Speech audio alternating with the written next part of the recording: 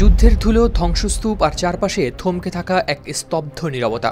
ঠিক সেই নীরবতার নিচে লুকিয়ে ছিল বহু বছরের এক অদেখা পথ, এক টানেল, যার ভেতর জমেছিল অন্ধকার ইতিহাস, গোপন পরিকল্পনা আর হারিয়ে যাওয়া মানুষদের স্মৃতি।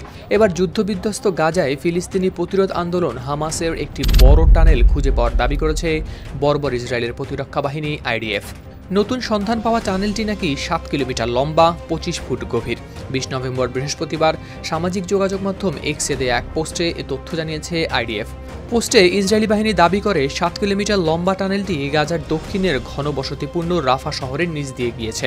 এছাড়া জাতিসংঘের ফিলিস্তিনি শরণার্থী সংস্থা ইউএনআরডব্লিউ, শিশুদের স্কুল, হাসপাতাল এবং মসজিদের মধ্য দিয়েই টানেলটি গিয়েছে বলেও দাবি করেছে আইডিএফ। ইসরায়েলি সংবাদ মাধ্যম টাইমস অফ ইসরায়েলের প্রতিবেদনেও প্রকাশ পেয়েছে এ তথ্য। ইসরায়েলি সেনাবাহিনী আরও দাবি করে হামাস কমান্ডাররা অস্ত্র সংরক্ষণ, আক্রমণ পরিকল্পনা এবং বসবাসের জন্য ব্যবহার করত এই টানেলটি। তাদের ভাষায় এটা শুধু একটা টানেল ছিল না, ভেতরে ছিল 80টির মতো গোপন কক্ষ, যেখানে হামাসের কমান্ডাররা নাকি লুকিয়ে রাখত অস্ত্র, পরিকল্পনা করত হামলার, আর কখনো কখনো থাকতো সেখানে। দেয়ালগুলোর উপর নাকি এখনও দেখা যায় হাতের ধুলো, লেগে থাকা স্যাঁতসেঁতে দাগ, যেন কেউ ঠিক এখনই উঠে গেছে সেখান থেকে।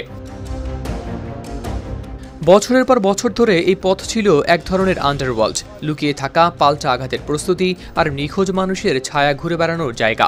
টাইমস অফ ইসরায়েলের প্রতিবেদনে বলা হয়, 2014 সালে নিহত ইসরায়েলি সেনা সদস্য হাদার গোল্ডেইনকে নাকি রাখা হয়েছিল এই পথেরই এক কক্ষে।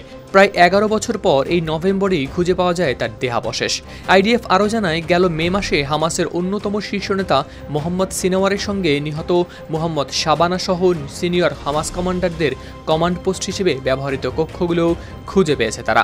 পৃথক আরেক তথ্য অনুযায়ী এই টানেলেই গোল্ডিন হত্যার সঙ্গে যুক্ত সন্দেহে একজনকে করা হয়েছে গ্রেপ্তার।